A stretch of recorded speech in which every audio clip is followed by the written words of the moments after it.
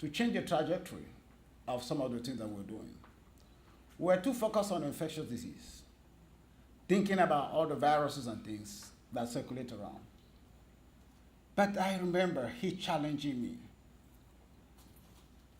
He gave me some very personal stories, and he told me, why can't you think about finding a solution to this as well? Of course, that struck a chord, and we started working on that. Today we're working on cancer. We're working on prostate cancer. We're working on breast cancer, colorectal cancer. And it is in great part because he threw out that challenge. And I want to thank him for that. And I want to say, that thanks to him, we've achieved a feat that was never achieved in Africa before. Boldly, we have done or sequenced the very first African genome in Africa for the first time since science has started. And we'll use the data to create the next generation diagnostics, create the next generation vaccines, create the next generation therapies, so that our people will not continue to die for diseases that we ourselves could find solutions. As much as people do have or out there, but with the little resources that we have, we can do as much. I saw what Kakovit could do with little, and the changes that they could affect life. So I really want to use this opportunity that as we are about to unveil this memorial, that we should continue in that spirit, that we should continue to be selfless, that we continue to think about solving problems of people in our own environment. So, and I think the space that we'll be unveiling today will remind us not only about what Herbert did, but also about who he was. He was a visionary leader, a friend, and a positive thinker who was very impactful. So may this memorial garden and fountain inspire us to carry forward his legacy of kindness, resilience, and unwavering support for a better and healthier world. Herbert always thought not about Nigeria, not about Africa. He was really a big thinker, always thought about the world and what Africa could do. So I really want to thank you for being here today to honor Dr. Herbert Wigwe. Together, let us nurture the seed of his vision and continue to cultivate the future he believed in. We hope that this space that we'll be looking at out there in the next few minutes will be a source of inspiration, or a source of reflection for everyone who will visit. We're very glad that as we're unveiling this, we're having an international conference next week. We're having people coming from 5 different continents, and they'll all be here, and they all will look at this memorial. And I'm sure through that, they will know more Herbert was. Thank you.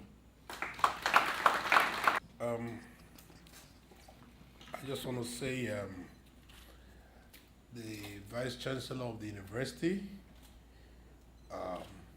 Director SGID, ladies and gentlemen, distinguished guests and dignitaries here, and the SGID community.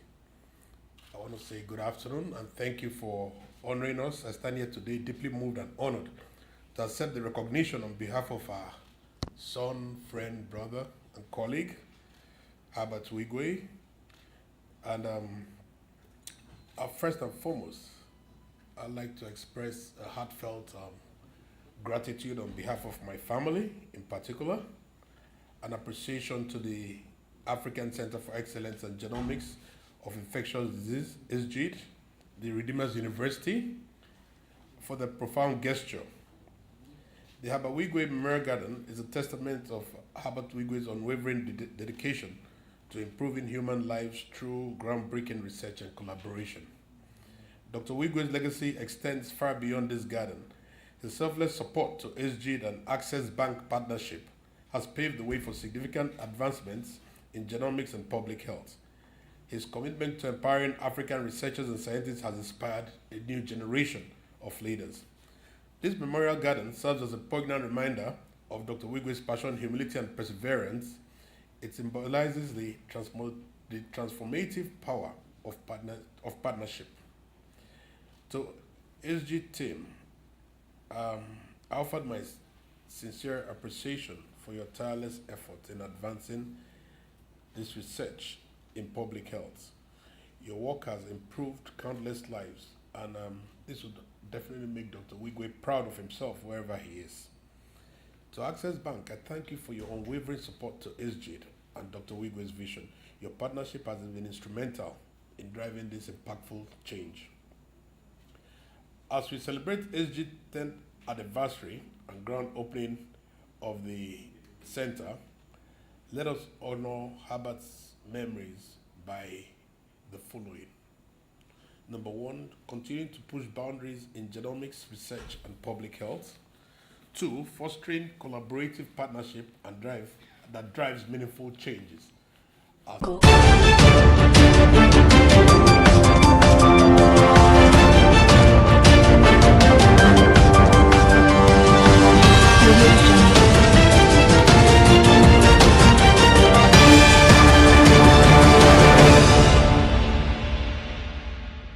Many thanks for joining us again on Biscon Television News. I'm Stella Opara.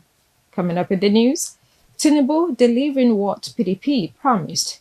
Reno Omokri replies Atiku's aides. Over 6,500 Nigerian pilgrims returned from Hajj, according to NACON. In business news, marketers oppose Dangote's direct fuel distribution plan. On the foreign scene, over 600 foreigners flee Iran into Azerbaijan amid escalating conflict. And in sport, Al Hilal tempts Osimhen with €50 million yearly offer.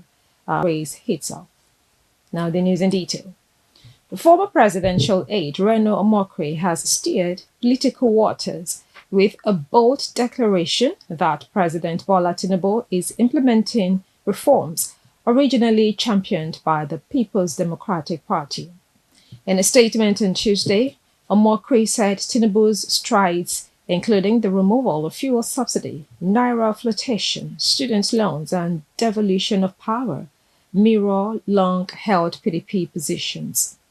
He also rebuked aides of former Vice President Atiku Abubakar for what he called unwarranted personal attacks, insisting he still respects Atiku but supports Tinubu for delivering the results Nigeria needs.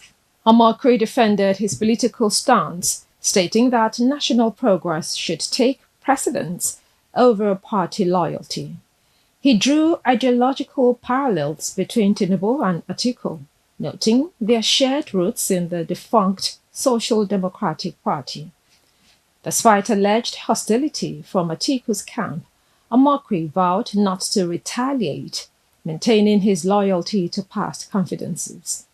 He closed by doubling down on his commitment to back Tinubu, even declaring his readiness to confront critics like Peter Obi in defense of the president. In another story, the National Hajj Commission of Nigeria, NACON, has announced significant progress in the 2025 Hajj return operations, with over 6,500 Nigerian pilgrims successfully airlifted back to the country. According to an update from NACON's Command and Control Center in Makkah, a total of 6,528 pilgrims have returned as of Tuesday, June 17, following the completion of Max Air's 16th return flight. The latest flight, VM265, departed Jeddah for Lagos at 8:33 a.m., carrying 560 passengers, including 550 pilgrims and 10 officials. A breakdown of the figures shows that 549 of the pilgrims were from Oyo State, while one pilgrim hailed from Plateau State. The Commission lauded the continued smooth execution of the return phase of the Hajj operations, emphasizing its commitment to ensuring that every Nigerian pilgrim returns home safely and comfortably.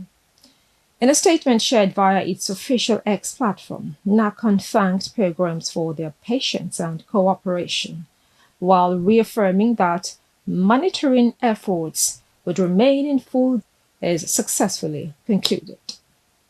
Away from that, as Lagos State reintroduces its electronic the Lekki-Epe Expressway, residents under the Lekki Estates Residents and Stakeholders Association, LERSA, have issued a stern warning to those attempting to sabotage the initiative.